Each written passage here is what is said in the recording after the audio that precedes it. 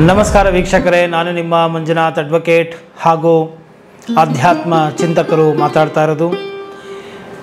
ಕಳೆದ ಸಂಚಿಕೆಗಳಲ್ಲಿ ನಾನು ಈ ಒಂದು ಚತುರಾಶ್ರಮಗಳು ಯಾವ್ಯಾವುದು ಎಂಬುದರ ಬಗ್ಗೆ ನಾನು ಮಾತನಾಡಿದ್ದೆ ಹಾಗೂ ಚಾತುರ್ವರ್ಣ್ಯಗಳ ಬಗ್ಗೆ ಮಾತಾಡಿದ್ದೆ. ಇವತ್ತು ಚತುರ್ಪುರುಷಾರ್ಥಗಳು ಯಾವ್ಯಾವುದು, ನಮ್ಮ ಸನಾತನ ಧರ್ಮದಲ್ಲಿ ಈ ಒಂದು ಚತುರ್ಪುರುಷಾರ್ಥಗಳನ್ನು ಕೊಡುಗೆ ಅಂತಲೇ ನಾವು ಕರೀಬಹುದು. ಇದು ಕೇವಲ ಭಾರತೀಯರಿಗೆ, ಸನಾತನ ಧರ್ಮೀಯರಿಗೆ, ಭಾರತಕ್ಕೆ ಅಂತ ಅಲ್ಲ, ಇದು ಇಡೀ ವಿಶ್ವಕ್ಕೆ ಮಾದರಿಯಾಗಿರ್ತಕ್ಕಂಥದ್ದು.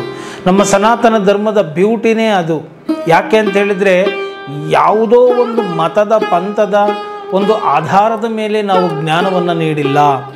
ನಾವು ಬಹಳ ವೈಶಾಲ್ಯತೆಯಿಂದ ವಿಚಾರಗಳನ್ನು ಕೊಡ್ತಾ ಬಂದಿದ್ದೇವೆ. ಇಡೀ ವಿಶ್ವವನ್ನೇ ನಮ್ಮ ಕುಟುಂಬ, ವಸುಧೈವ ಕುಟುಂಬಂ ಅಂತ ತಿಳಿದು ಎಲ್ಲ ಸಾರ್ವತ್ರಿಕವಾಗಿ ಅನ್ವಯವಾಗುವಂತಹ ವಿಚಾರಗಳನ್ನೇ ನಾವು ನೀಡ್ತಾ ಬಂದಿದ್ದೇವೆ. ದುರದೃಷ್ಟವಶಾತ್ ಇತ್ತೀಚೆಗೆ ನಮ್ಮ ಒಂದು ದೇಶದಲ್ಲಿ ಈ ಹಿಂದೂ, ಮುಸಲ್ಮಾನ್ ಈ ರೀತಿಯಾಗಿ ಹಲವಾರು ಧಾರ್ಮಿಕ ಕಿತ್ತಾಟಗಳು, ಹೊಡೆದಾಟಗಳು ಹಾಗೂ ಮತಾಂಧತೆಗಳು ಹೆಚ್ಚಾಗ್ತಾ ಇದೆ. ಇದೆಲ್ಲವೂ ನಿಲ್ಲಬೇಕು. ಸನಾತನ ಧರ್ಮೀಯರು ಪ್ರತಿಯೊಂದು ಧರ್ಮಗಳನ್ನು ಪ್ರೀತಿಸುವಂಥವರಾಗಿದ್ದಾರೆ. ಜೊತೆಗೆ ಒಂದು ಮಾತನ್ನು ನಾನು ಇಲ್ಲಿ ಸ್ಪಷ್ಟಪಡಿಸ್ತೇನೆ, ಕ್ರಿಸ್ತರಿಗೆ ಕ್ರಿಶ್ಚಿಯನ್ ರಾಷ್ಟ್ರಗಳುಂಟು, ಮುಸ್ಲಿಮರಿಗೆ ಮುಸ್ಲಿಂ ರಾಷ್ಟ್ರಗಳುಂಟು. ಹಾಗೆ ಈ ಭಾರತವು ಸನಾತನ ಧರ್ಮ, ಸನಾತನ ರಾಷ್ಟ್ರ, ಸನಾತನ ಧರ್ಮದ ರಾಷ್ಟ್ರ ಅಂತ ಹೇಳಿ ಡಿಕ್ಲೇರ್ ಮಾಡಬೇಕು. ಇದು ಹಿಂದೂ ರಾಷ್ಟ್ರ ಅಂತನಾದರೂ ಕರೀಲಿ ಅಥವಾ ಸನಾತನ ಧರ್ಮ ರಾಷ್ಟ್ರ ಅಂತನಾದರೂ ಕರೀಲಿ, ಸನಾತನ ಧರ್ಮೀಯರಿಗೆ ಅಂದರೆ ಇಡೀ ವಿಶ್ವಕ್ಕೆ ಗುರುವಾಗಿ, ಇಡೀ ವಿಶ್ವದ ಮನುಕುಲವನ್ನೇ ಗುರುತಿಸಿ ಧರ್ಮದ ರೂಪದಲ್ಲಿ ನೈತಿಕತೆಯನ್ನು ಕೊಟ್ಟಂತಹ ಈ ಒಂದು ವಿಶ್ವಗುರು ರಾಷ್ಟ್ರಕ್ಕೆ ಒಂದು ಧರ್ಮ ಅಂತ ಇರಬೇಕಲ್ವಾ, ಒಂದು ಗುರುತಿಸಿಕೊಳ್ಳಲಿಕ್ಕೆ ಒಂದು ರಾಷ್ಟ್ರ ಬೇಕಲ್ವಾ. ಆದ್ದರಿಂದ ಇದು ಸನಾತನ ಧರ್ಮದ ರಾಷ್ಟ್ರ ಅಂತಲೇ ಘೋಷಣೆ ಆದರೆ ತುಂಬ ಒಳ್ಳೆಯದು. ಇರಲಿ, ಈ ಸನಾತನ ಧರ್ಮೀಯರು ಅಂದರೆ ನಿಜವಾದ ಹಿಂದೂಗಳು ಪ್ರತಿಯೊಬ್ಬರನ್ನು ಪ್ರೀತಿಸುವಂತಹ ವ್ಯಕ್ತಿಗಳಾಗಿದ್ದಾರೆ.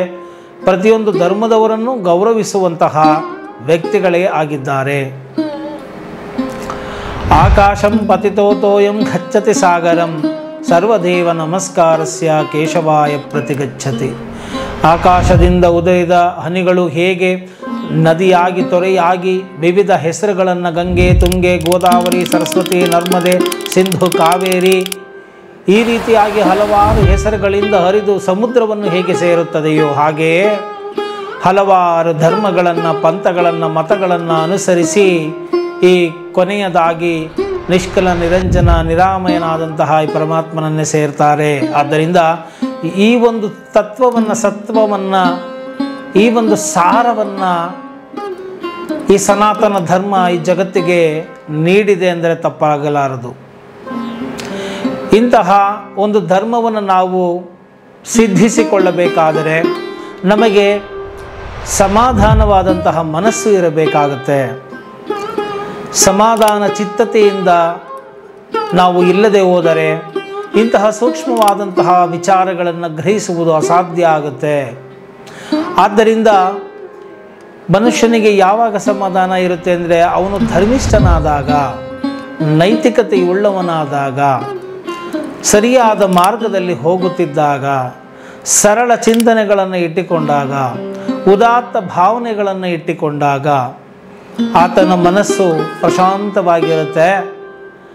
ಮತ್ತು ಆತನು ಈ ಒಂದು ಆಧ್ಯಾತ್ಮದ ಒಂದು ಗಹನ ವಿಚಾರಗಳನ್ನು ಅರಗಿಸಿಕೊಳ್ಳಬಲ್ಲ. ಆದ್ದರಿಂದ ಈ ಒಂದು ಮನಸ್ಥಿತಿಯನ್ನು ತಲುಪಲು ಚತುರ್ಪುರುಷಾರ್ಥಗಳನ್ನು ನಮ್ಮ ಸನಾತನ ಧರ್ಮ ನೀಡಿದೆ. ಅದು ಯಾವುದಪ್ಪ ಅಂತ ಹೇಳಿದರೆ ಧರ್ಮ, ಅರ್ಥ, ಕಾಮ, ಮೋಕ್ಷ. ಈ 4 ಪ್ರಕ್ರಿಯೆಗಳ ಮುಖಾಂತರ ಯಾವ ರೀತಿಯಾಗಿ ಮನಸ್ಸನ್ನು ಹಿಡಿತದಲ್ಲಿ ಇಟ್ಟುಕೊಳ್ಬೇಕು, ಯಾವ ರೀತಿಯಾಗಿ ಜೀವನವನ್ನು ಮಾಡಬೇಕು ಅಂತ ಹೇಳಿ ವಿವರಿಸಲಾಗಿದೆ. ನೋಡಿ, ಧರ್ಮ ಮೊದಲನೆಯದಾಗೇ ಧರ್ಮ ಬಂದ್ಬಿಡ್ತು. ಅಂದರೆ ಮನುಷ್ಯ ಯಾವುದನ್ನೇ ಮಾಡಿದರೂ ಏನೇ ಮಾಡಿದರೂ ಕೂಡ ಆತನು ಧರ್ಮಯುತವಾಗಿ ಇರಬೇಕು, ನೀತಿವಂತನಾಗಿರಬೇಕು, ನೈತಿಕ ಬದ್ಧತೆಯನ್ನು ಒಳಗೊಂಡಿರಬೇಕು. ಧರ್ಮಯುತವಾದಂತಹ ಕಾಮವು ನಾನೇ ಆಗಿದ್ದೇನೆ ಅಂತ ಹೇಳಿ ಕೃಷ್ಣನು ಹೇಳ್ತಾನೆ ಒಂದು ಕಡೆ. ಆದ್ದರಿಂದ ಈ ಧರ್ಮ ಅಂದರೆ ಏನು? ತನ್ನಂತೆ ಇತರರನ್ನು ಕಾಣುವುದು. ಮಾನವತೆಯ ಧರ್ಮ ತುಂಬ ದೊಡ್ಡ ಧರ್ಮ ಆಗಿದೆ. ಈ ಧರ್ಮ ಎಲ್ಲವನ್ನೂ ಕೂಡ ಒಳಗೊಂಡಿದೆ. ಧಾರಯತಿ ಇತಿ ಧರ್ಮ, ಎಲ್ಲವನ್ನೂ ಕೂಡ ಒಳಗೊಂಡಿದೆ ಈ ಧರ್ಮ. ಮತ್ತು ಇದು ನೈತಿಕತೆಯ ತಳಹದಿಯಲ್ಲಿರುತ್ತೆ. ತನ್ನಂತೆ ಪರರನ್ನು ಕಾಣು ಅಂತ ಹೇಳುತ್ತೆ. ತನಗೆ ನೋವಾಗುವಂತಹ ವಿಚಾರಗಳನ್ನು, ವಿಷಯಗಳನ್ನು ಇತರರಿಗೆ ಮಾಡಬೇಡ ಅಂತ ಹೇಳುತ್ತೆ. ಸೊ ತಾನೂ ಸಂತೋಷವಾಗಿರಬೇಕು, ಇತರರು ಸಂತೋಷವಾಗಿರಬೇಕು ಎಂಬುವಂತಹ ಒಂದು ಮನಸ್ಥಿತಿಯನ್ನು ಈ ಧರ್ಮವು ನೀಡುತ್ತೆ. ಒಬ್ಬರ ಧರ್ಮ ಒಂದು ಹೇಳಿದರೆ ಇನ್ನೊಬ್ಬರ ಧರ್ಮ ಇನ್ನೊಂದು ಹೇಳುತ್ತೆ. ಒಂದು ಧರ್ಮದಲ್ಲಿ ಒಂದು ಸರಿ ಆದದ್ದು ಇನ್ನೊಂದು ಧರ್ಮದಲ್ಲಿ ಸರಿ ಇರುವುದಿಲ್ಲ. ಅಂದರೆ ಅದನ್ನು ಧರ್ಮ ಅಂತ ಕರೆಯೋಕ್ಕಾಗತ್ತಾ? ಇಲ್ಲ, ಅದು ಮತ ಅಂತ ಕರಿಬೇಕಾಗತ್ತೆ. ನಾವು ಮತವೇ ಬೇರೆ, ಧರ್ಮವೇ ಬೇರೆ. ಈ ಮತಗಳು ನಂಬಿಕೆಯ ಆಧಾರದ ಮೇಲೆ ನಿಂತಿದೆ. ಆದರೆ ಧರ್ಮವು ನೈತಿಕತೆಯ, ಮಾನವೀಯತೆಯ ತಳಹದಿಯ ಮೇಲೆ ನಿಂತಿದೆ. ಇದು ಸಾರ್ವತ್ರಿಕವಾಗಿ ನಿಲ್ಲುವಂಥದ್ದಾಗಿದೆ. ಆದ್ದರಿಂದ ಈ ಒಂದು ಧರ್ಮ ಮತ್ತು ಧರ್ಮದ ತಳಹದಿಯು ಬಹಳ ಮುಖ್ಯವಾಗಿದೆ. ನೋಡಿ, ಯಾರು ಧರ್ಮವನ್ನು ಕಾಯುತ್ತಾರೋ ಅವರಿಗೆ ಧರ್ಮವೇ ರಕ್ಷಣೆಯನ್ನು ನೀಡುತ್ತದೆ. ಅಂದರೆ ಧರ್ಮೋ ರಕ್ಷತಿ ರಕ್ಷಿತಃ. ನೀವು ಧರ್ಮವನ್ನು ರಕ್ಷಿಸಿದರೆ ಧರ್ಮ ನಿಮ್ಮನ್ನು ರಕ್ಷಿಸುತ್ತದೆ. ಅಂದರೆ ಏನು, ಧರ್ಮ ಅನ್ನೋದು ಅಷ್ಟು ದೌರ್ಬಲ್ಯನ? ನಾವು ಧರ್ಮವನ್ನು ರಕ್ಷಿಸಬೇಕಾ? ಅದು ಆ ತರಹದ ಅರ್ಥ ಅಲ್ಲ. ಧರ್ಮವನ್ನು ರಕ್ಷಿಸುವುದು, ಪೋಷಿಸುವುದು ಅಂದರೆ ನೀವು ಧರ್ಮವನ್ನು ಅನುಸರಿಸುವುದು, ಪಾಲನೆ ಮಾಡುವುದು ಎಂದರ್ಥವಷ್ಟೇ. ಆದ್ದರಿಂದ ಈ ಧರ್ಮವನ್ನು ನೀವು ಪಾಲನೆ ಮಾಡಿದ್ದೇ ಆದಲ್ಲಿ, ನಿಮ್ಮ ಮನಸ್ಸು ನೈತಿಕತೆಯಿಂದ ಕೂಡಿದ್ದೇ ಆದಲ್ಲಿ ತಿಳಿಯಾಗಿರುತ್ತದೆ ಮತ್ತು ಸಮಾಧಾನ ಚಿತ್ತತೆಯಿಂದ ಇರುತ್ತೆ. ಆಗ ಬೇರೆ ಬೇರೆ ಕಾರ್ಯಗಳನ್ನು ನಾವು ಮಾಡಬಹುದು ಹಾಗೂ ಈ ಆಧ್ಯಾತ್ಮದ ಸೂಕ್ಷ್ಮ ವಿಚಾರಗಳನ್ನು ಕೂಡ ಗ್ರಹಿಸಬಹುದಾಗಿದೆ. ಆದ್ದರಿಂದ ನೀವು ಯಾವುದೇ ಕೆಲಸವನ್ನು ಮಾಡಿ ಅದು ಧರ್ಮದ ತಳಹದಿಯಲ್ಲಿ ಇರಬೇಕು. ಒಂದು ಮನೆ ಕಟ್ಟಿದರೆ ಹೇಗೆ ಫೌಂಡೇಶನ್, ತಳಪಾಯ ಗಟ್ಟಿ ಇರಬೇಕು ಅಂತ ನಾವು ಹೇಳ್ತೇವೆ, ಆ ತಳಪಾಯವೇ ಧರ್ಮ. ಮಾಡುವ ಪ್ರತಿಯೊಂದು ಕರ್ಮವೂ ಕೂಡ ಧರ್ಮದ ತಳಹದಿಯ ಮೇಲೆ ಇರಬೇಕು. ಯಾವುದು ಆ ಧರ್ಮ? ನಾನೀಗಾಗಲೇ ಹೇಳಿದೆ, ಹಿಂದೂ ಧರ್ಮನ, ಮುಸ್ಲಿಂ ಧರ್ಮನ, ಕ್ರಿಶ್ಚಿಯನ್ ಧರ್ಮನ, ಆ ಧರ್ಮ ಹೇಳ್ತಾ ಇಲ್ಲ. ಅವೆಲ್ಲ ಮತಪಂಥಗಳು. ಧರ್ಮ ಎಂಬುವಂತಹ ಪದಕ್ಕೆ ವಿಶೇಷವಾದಂಥ ಅರ್ಥ ಇದೆ. ಇದರ ಅರ್ಥವು ವೈಶಾಲ್ಯತೆಯಿಂದ ಕೂಡಿದೆ. ನಿಜವಾದ ಧರ್ಮ ಅಂದರೆ ಏನು? ತನ್ನಂತೆ ಪರರನ್ನು ಕಾಣುವುದು. ಈಗಾಗಲೇ ನಾನು ಹೇಳಿದೆ, ಮಾನವೀಯತೆಯ ನೆಲೆಗಟ್ಟಿನಲ್ಲಿರಬೇಕು ಅಂತ ಹೇಳಿಬಿಟ್ಟು ನಾನು ಹೇಳಿದೆ. ನೈತಿಕ ತಳಹದಿಯಲ್ಲಿ ಇರಬೇಕು. ಇದು ಪ್ರೀತಿಯ ತಳಹದಿಯಲ್ಲಿ ಇರಬೇಕು. ಇದು ಪ್ರೇಮದ ತಳಹದಿಯಲ್ಲಿ ಇರಬೇಕು. ಇದರಲ್ಲಿ ರಾಗ ದ್ವೇಷಗಳಿಗೆ ಎಡೆ ಇರಬಾರದು, ಅವಕಾಶವೇ ಇರಬಾರದು. ಅಂತಹ ಒಂದು ಸಿದ್ಧಾಂತ, ಅಂತಹ ಒಂದು ನಡೆ, ಅಂತಹ ಒಂದು ಸಾರ್ವತ್ರಿಕ ಸತ್ಯವನ್ನು ನಾವು ಧರ್ಮ ಅಂತ ಹೇಳಿ ಕರಿಬಹುದಾಗಿದೆ. ಸೊ ಧರ್ಮಿಷ್ಠರಾಗಿ ಬದುಕಬೇಕು ಅಂತ ಹೇಳಿ ನಮ್ಮ ಸನಾತನ ಧರ್ಮ ಹೇಳುತ್ತೆ. ಇನ್ನು ಅರ್ಥ, ಈ ಅರ್ಥ ಅಂತಂದರೆ ಏನು? ಫೈನಾನ್ಸ್, ಹಣ, ಆರ್ಥಿಕತೆ ಅನ್ನೋದನ್ನು ನಾವು ತಿಳಿದುಕೊಂಡು ಬಿಡೋಣ. ಸಿಂಪಲ್ಲಾಗಿ ಹೇಳೋದಾದರೆ ಎಕನಾಮಿಕ್ಸ್ ಅಂತ ಹೇಳಿ ನಾವು ಕರೀತೇವೆ, ಫಿನಾನ್ಸ್ ಅಂತಲೂ ಕೂಡ ನಾವು ಕರೀತೇವೆ. ಈ ಮನುಷ್ಯನ ಸಕಲ ಹೋರಾಟವು ಏನಕ್ಕಾಗಿ? ಸಂಪಾದನೆಯನ್ನು ಮಾಡಿಕೊಳ್ಳಲಿಕ್ಕಾಗಿ. ಆ ಸಂಪಾದನೆಯು ಹಣದ ರೂಪದಲ್ಲಿ ಈಗ ಇರುವಂಥದ್ದು. ಹಿಂದಿನ ಕಾಲದಲ್ಲಿ ನಾವು ಬಾರ್ಟರ್ ಸಿಸ್ಟಮ್ ಅಂತೇಳಿ ಕರಿತಾ ಇದ್ದೋ, ಸಾಟಿ ವಿನಿಮಯ ಪದ್ಧತಿ. ಅಂದರೆ ವಸ್ತುಗಳನ್ನು ಕೊಡುವುದು, ವಸ್ತುಗಳನ್ನು ತೆಗೆದುಕೊಳ್ಳುವುದು, ಅಂದರೆ ವಸ್ತುಗಳನ್ನು ವಿನಿಮಯ ಮಾಡಿಕೊಳ್ತಾ ಇದ್ದರು. ಈಗ ಅದಕ್ಕೆ ನಾವು ಒಂದು ಹಣ ಅನ್ನೋದನ್ನು ಕಂಡುಹಿಡಿದಿದ್ದೇವೆ. ಆ ಹಣದ ಮುಖಾಂತರ ನಾವು ನಮ್ಮ ಬೇಕು ಬೇಡಗಳನ್ನು ಈಡೇರಿಸಿಕೊಳ್ತಾ ಇದ್ದೇವೆ. ಈ ಒಂದು ಅರ್ಥ, ಈ ಒಂದು ಸಂಪಾದನೆಯು ಕೂಡ ಧರ್ಮದ ತಳಹದಿಯ ಮೇಲೆ ಇರಬೇಕು. ನೋಡಿ, ಫಸ್ಟ್ ಫೌಂಡೇಶನ್ನೇ ಧರ್ಮ. ಸಂಪಾದನೆ ಮಾಡಬೇಡ ಅಂತ ಹೇಳ್ತಾ ಇಲ್ಲ. ಸನಾತನ ಧರ್ಮ ಸಂಪಾದನೆ ಮಾಡು, ಆದರೆ ಯಾವ ರೀತಿಯಲ್ಲಿ ಮಾಡಬೇಕು? ನೀನು ಧರ್ಮದ ರೀತಿಯಲ್ಲಿ ಮಾಡಬೇಕು.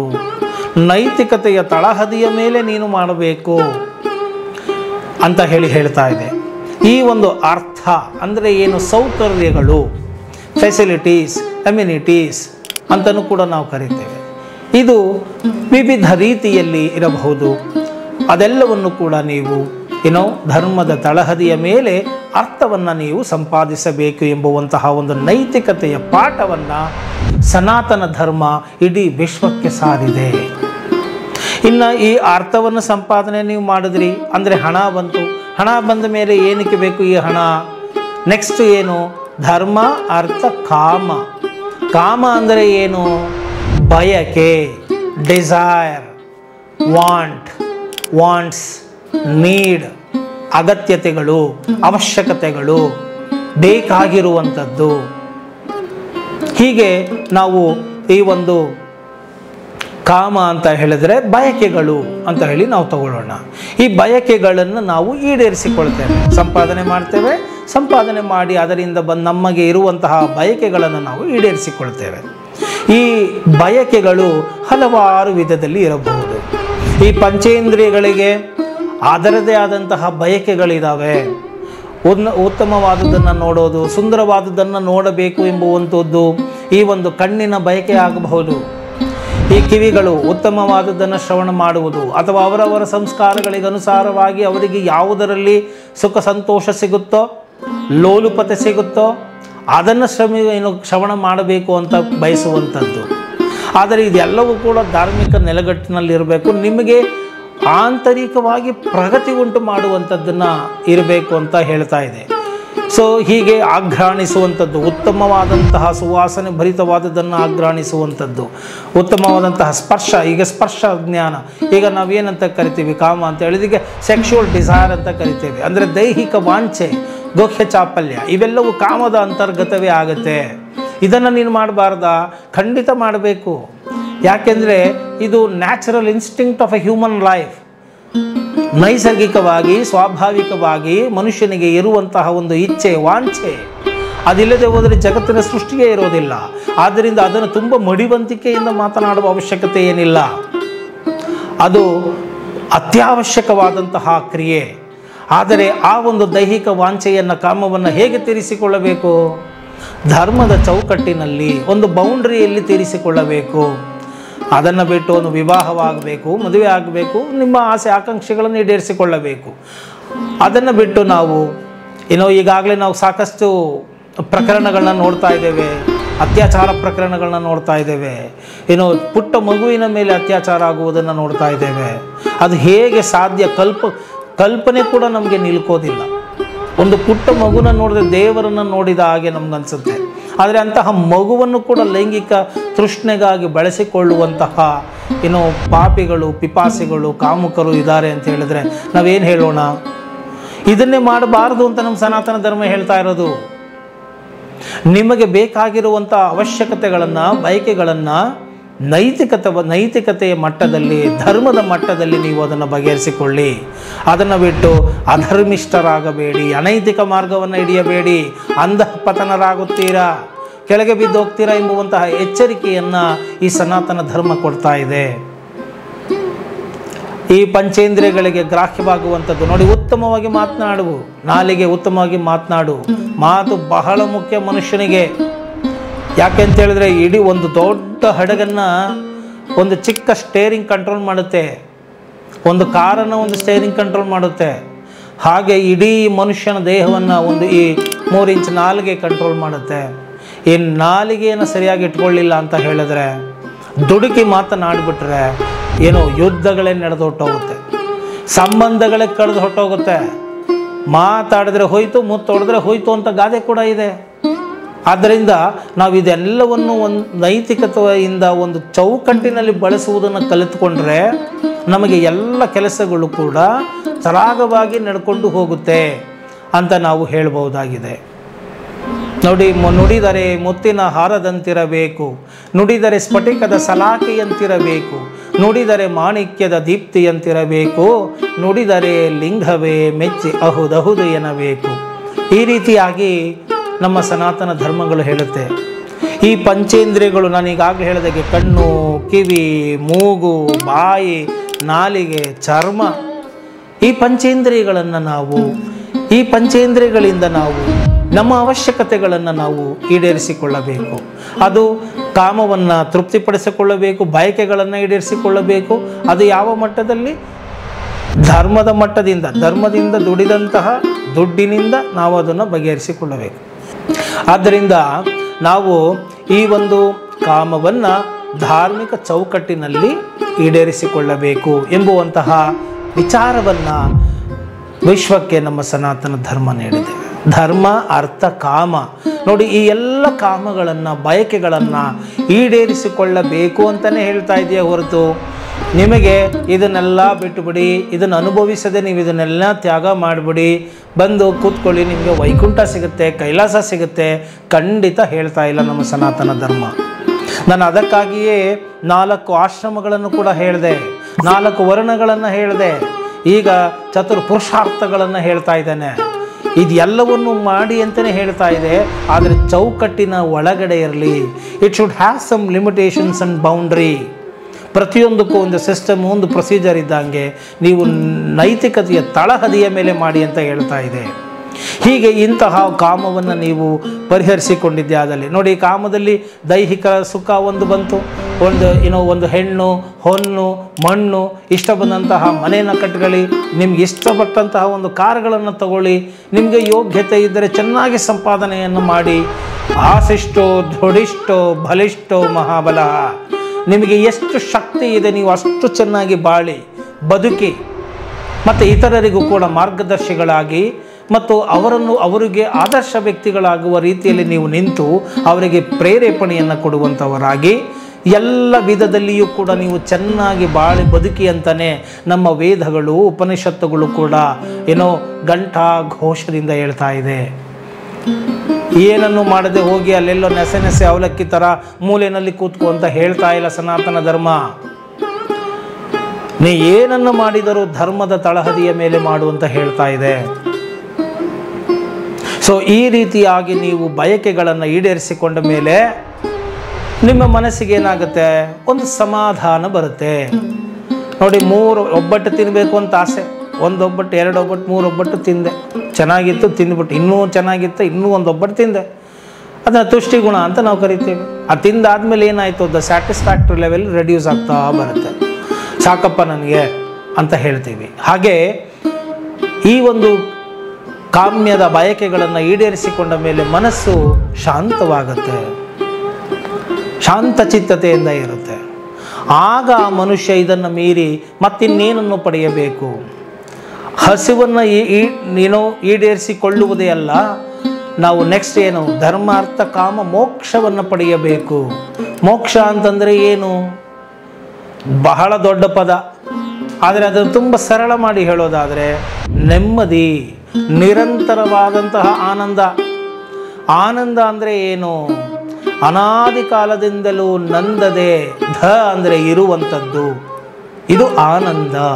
ಅಂದರೆ ಏನನ್ನೂ ನೀನು ಮಾಡುವುದರಿಂದ, ಏನನ್ನೂ ನೀನು ಪಡೆಯುವುದರಿಂದ ಸಿಗುವಂತಹ ಒಂದು ತೃಪ್ತಿ ಏನಿದೆ ಅದು ಆನಂದ ಅಲ್ಲ, ಅದು ತೃಷ್ಣ, ಹಸಿವು. ನೀರಡಿಕೆ, ಬಾಯಾರಿಕೆ ಆದಾಗ ನೀರಡಿಕೆ ಆಗುತ್ತೆ, ನೀರು ಕುಡಿತೀವಿ, ಸುಮ್ಮನಾಗ್ತೀವಿ, ಇದು ತೃಷ್ಣೆ. ನೀವೇನನ್ನೂ ಮಾಡದೆ, ಏನನ್ನೂ ಬಯಸದೆ, ಏನನ್ನೂ ಪಡೆಯದೆ ಸದಾ ಅವಿಚ್ಛಿನ್ನವಾಗಿ ನಿನ್ನೊಳಗೆ ಇರುವಂತಹ ಒಂದು ಆನಂದ, ಅದು ಎಂದಿಗೂ ಬತ್ತದು. ಕೆಲವೆಲ್ಲ ನೀರು ಮಳೆ ಬಂದರೆ ಕೆರೆ ತುಂಬುತ್ತೆ, ಇಲ್ಲಾಂದರೆ ಇದಾಗ್ಬಿಡುತ್ತೆ. ಆದರೆ ಗಂಗಾ ನದಿ ಯಾವಾಗಲೂ ಇರುತ್ತೆ. ಸೊ ಅದು ಯಾವತ್ತೂ ಬತ್ತೋದಿಲ್ಲ. ಹಾಗೆ ಅವಿಚ್ಛಿನ್ನವಾದಂತಹ ಈ ಆನಂದ ನಮ್ಮ ಆಂತರ್ಯದಲ್ಲಿದೆ, ಅದು ಅಂತರ್ಯಾಮಿಯಾಗಿ ಇದೆ, ಅದು ಒಳ ಚೈತನ್ಯ ರೂಪದಲ್ಲಿ ಇದೆ. ಆ ಚೈತನ್ಯವನ್ನು ನಾನು ಸಾಕ್ಷಾತ್ಕಾರ ಮಾಡ್ಕೊಂಡ್ಬಿಟ್ರೆ, ಗೊತ್ತಾಗ್ಬಿಟ್ರೆ ಅದೇ ನಾನು ಆಗಿದ್ದೇನೆ, ಅದೇ ನನ್ನ ಸ್ವರೂಪ ಅನ್ನೋದನ್ನು ನಾನು ಅರ್ಥ ಮಾಡ್ಕೊಂಡ್ಬಿಟ್ರೆ ನನಗೆ ಈ ಹಸಿವಾಗೋದಿಲ್ಲ, ಇನ್ನು ಈ ಕಾಮಗಳು ಬೇಕಾಗಿರೋದಿಲ್ಲ. ಇದೆಲ್ಲವನ್ನು ಮೀರಿದ ವ್ಯಕ್ತಿ ಆಗ್ತೇನೆ ಮತ್ತು ಸದಾ ಆನಂದದಿಂದ ಇರ್ತೇನೆ. ಇಂತಹ ಒಂದು ಹ್ಯಾಪಿನೆಸ್ ಸ್ಟೇಟಸ್ಗೆ ಹೋಗಬೇಕು ಅಂತ ಹೇಳಿದ್ರೆ ಈ 4 ಮಾರ್ಗಗಳನ್ನು ನಾವು ಅನುಸರಣೆ ಮಾಡ್ತಾ ಹೋಗಬೇಕಾಗತ್ತೆ. ಕೈ ಬಾಯಿ ಎಲ್ಲವೂ ಶುದ್ಧವಾಗಿರಬೇಕಾಗತ್ತೆ. ಸರಳವಾದ ಜೀವನ ಮತ್ತು ಉದಾತ್ತವಾದಂಥ ಆಲೋಚನೆಗಳನ್ನು ಇಟ್ಕೊಬೇಕಾಗತ್ತೆ. ಧರ್ಮಿಷ್ಠರಾಗಿರಬೇಕಾಗತ್ತೆ, ನೀತಿಬದ್ಧವಾಗಿರಬೇಕಾಗತ್ತೆ ಮತ್ತು ಎಲ್ಲವನ್ನು ಚೌಕಟ್ಟಿನ ಒಳಗಡೆ ಮಾಡಬೇಕಾಗತ್ತೆ. ಬೌಂಡ್ರಿಯನ್ನು ಮೀರಿ ನಾವು ಹೋದರೆ ಲಂಗು ಲಗಾಮು ಅಂತ ನಾವು ಕರಿತೀವಿ. ಲಂಗು ಲಗಾಮಿಲ್ಲದೆ ನಾವೇನಾದರೂ ಹೋದರೆ ಯಾವುದನ್ನೂ ಮಾಡಲಿಕ್ಕೆ ಸಾಧ್ಯ ಇಲ್ಲ ಎಂಬುವಂತಹ ಒಂದು ರಹಸ್ಯವನ್ನು, ವಿಚಾರವನ್ನು ಇಡೀ ವಿಶ್ವದ ಜನರಿಗೆ ತಿಳಿಸಿದಂತಹ ಒಂದು ಧರ್ಮ ಅಂತ ಯಾವುದಾದ್ರು ಇದ್ದರೆ ಅದು ಸನಾತನ ಧರ್ಮ ಆಗಿದೆ. ಅಂತಹ ವಿಚಾರವನ್ನು ಇವತ್ತು ನಾನು ನಿಮಗೆ ತಿಳಿಸಿಕೊಟ್ಟಿದ್ದೇನೆ. ಎಲ್ಲವನ್ನೂ ಅನುಭವಿಸಿ ಬಲಿಷ್ಠರಾಗಿ ಎಲ್ಲವನ್ನೂ ಮಾಡ್ಕೊಂಡು ಇರಿ, ಸಂತೋಷವಾಗಿ ಇರಿ. ತೃಷ್ಣೆಗೂ ಹಸಿವಿಗೂ ಆನಂದಕ್ಕೂ ಅವಿಚ್ಛಿನ್ನ ಆನಂದ. ಅದು ಏನನ್ನು ಪಡೆಯದೆ ಹೋದರೂ ಆನಂದವಾಗಿರುತ್ತೆ. ಇದೆಲ್ಲ ನಿಮ್ಗೆ ಯಾವಾಗ ಅರ್ಥ ಆಗುತ್ತೆ ನೋಡಿ. ನಾವು ಊಟ ಮಾಡದೆ ಹೋದರೆ ನಮ್ಗೆ ಹಸಿವಾಗುತ್ತೆ, ನಾವು ಸಂಕಟ ಪಡ್ತೇವೆ, ನರಳುತ್ತೇವೆ. ಆದರೆ ನೀವು ಹಿಮಾಲಯದಲ್ಲಿ ಎಲ್ಲೋ ಕೆಲವು ಸಿದ್ಧರನ್ನು, ಮಹಾನುಭಾವರನ್ನು ನೀವು ನೋಡಿದ್ರೆ ನಿಮ್ಗೆ ಗೊತ್ತಾಗುತ್ತೆ, ಅವರು ಎಷ್ಟೋ ವರ್ಷಗಳಿಂದ ಊಟನೇ ಮಾಡಿರೋದಿಲ್ಲ. ಅವರು ಆ ಹಸಿವನ್ನು ಮೀರಿ ಇರ್ತಾರೆ ನೋಡಿ. ಅರ್ಜುನನನ್ನು ನಾವು ಏನಂತ ಕರಿತೀವಿ? ನಿದ್ದೆಯನ್ನು ಗೆದ್ದವನು, ಘೋಡಾಕೇಶ ಅಂತಲೂ ಕರಿತೀವಿ ನಾವು. ನಿದ್ದೆಯನ್ನು ಗೆದ್ದವನು ಅಂತ. ನಿದ್ದೆನೇ ಮಾಡ್ತಾ ಇರಲಿಲ್ಲ. ಈಗ ನಾವು 3 ದಿನ ನಿದ್ದೆ ಮಾಡಲಿಲ್ಲ ಅಂದರೆ ಹುಚ್ಚರಾಗ್ಬಿಡ್ತೇವೆ. ಅಂದರೆ ನನ್ನ ಒಂದು ಮಿತವಾದಂಥದ್ದು ಶಕ್ತಿಯನ್ನು ಇದು ಇಂತಿಷ್ಟೇ ಅಂತ ಹೇಳದೆ ಅದನ್ನು ಮೀರಿರುವಂತಹ ವ್ಯಕ್ತಿಗಳನ್ನು, ಸಿದ್ಧರನ್ನು, ಪುರುಷರನ್ನು ನೀವು ಭೇಟಿ ಮಾಡಿದಾಗ ನಿಮಗೆ ಗೊತ್ತಾಗುತ್ತೆ ಈ ಲೌಕಿಕ ಜಗತ್ತಿನ ಬಯಕೆಗಳನ್ನು ಮೀರಿ ನಾವು ಇನ್ನೇನನ್ನು ಬಯಕುವಂತ ಹೋಗಿರ್ತಾರೆ. ಕೋಟ್ಯಾಂತರ ರೂಪಾಯಿ ಆಸ್ತಿಯನ್ನು ಬಿಟ್ಟು ಹೋಗಿರ್ತಕ್ಕಂಥ ಸಿದ್ಧ ಪುರುಷರಿದ್ದಾರೆ ಹಿಮಾಲಯದಲ್ಲಿ. ಏನೋ ಸಾಧನೆಯನ್ನು ಮಾಡ್ತಾ ಇದ್ದಾರೆ. ಅವರೆಲ್ಲ ಯಾರಿಂದ ದಡ್ರಲ್ಲ ಅಥವಾ ಸಂಸಾರ ಸಾಕಕ್ಕಾಗದೆ ಓಡೋದವರು ಅಲ್ಲ. ಆ ಥರದ ಹಲವಾರು ಜನಗಳು ಸಿಗಬಹುದು. ಎಲ್ಲ ಕಡೆಯೂ ಕೂಡ ಆಷಾಢಭೂತಿಗಳು ಇದ್ದೇ ಇರ್ತಾರೆ, ಎಕ್ಸೆಪ್ಷನಲ್ಸ್ ಅನ್ನೋದು ಇದ್ದೇ ಇರುತ್ತೆ. ಆದ್ದರಿಂದ ಅಂತಹ ಒಂದು ವ್ಯಕ್ತಿಗಳನ್ನು, ಸಿದ್ಧರನ್ನು ನೀವು ಭೇಟಿ ಮಾಡಿದಾಗ ಗೊತ್ತಾಗುತ್ತೆ ಬರೀ ಇದನ್ನು ಮಾಡಿಕೊಂಡು ಕೂರೋದಲ್ಲ, ಇದನ್ನು ಮೀರಿರುವಂತಹ ಒಂದು ಆನಂದ ಒಳಗಡೆ ಇದೆ. ಆ ಆನಂದವನ್ನು ನಾವು ಪಡಿಬೇಕು. ಆ ಆನಂದವನ್ನು ಪಡೆದು ಅವಿಚ್ಛಿನ್ನವಾಗಿ ಸಂತೋಷವಾಗಿ ಇರುವಂತಹ ಸ್ಥಿತಿಯನ್ನು ನಾವು ಮುಟ್ಟಬೇಕು. ಅದಕ್ಕೆ ಈ ಅಧ್ಯಾತ್ಮಶಾಸ್ತ್ರ ಬೇಕು ಎಂಬುವಂತಹ ಮಾತನ್ನು ನಾನು ಇಲ್ಲಿ ಹೇಳಿ ಇವತ್ತಿನ ಈ ಒಂದು ವಿಡಿಯೋವನ್ನು ಇಲ್ಲಿಗೆ ಮುಗಿಸ್ತಾ ಇದ್ದೇನೆ. ಏನೋ ಇಷ್ಟ ಆಗಿದ್ದೆ ಆದಲ್ಲಿ ಮರೆಯದ ಹಾಗೆ ಲೈಕ್ ಕೊಡಿ ಹಾಗೂ ಇತರರಿಗೂ ಕೂಡ ಶೇರ್ ಮಾಡಿ. ಜೈ ಹಿಂದ್, ಜೈ ಕರ್ನಾಟಕ ಮಾತೆ.